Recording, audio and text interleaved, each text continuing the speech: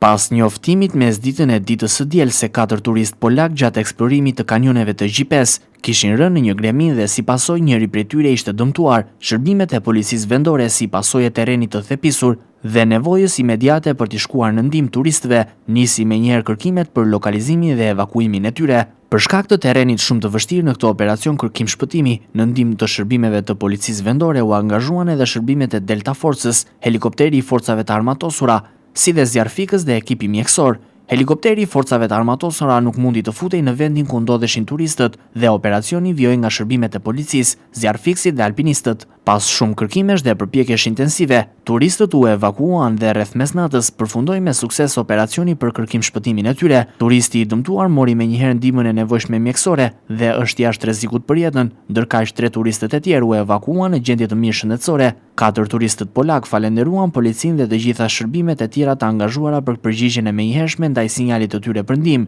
si dhe për sakrificën për angazhimin e specializuar dhe human për shpëtimin e jetëve të tyre.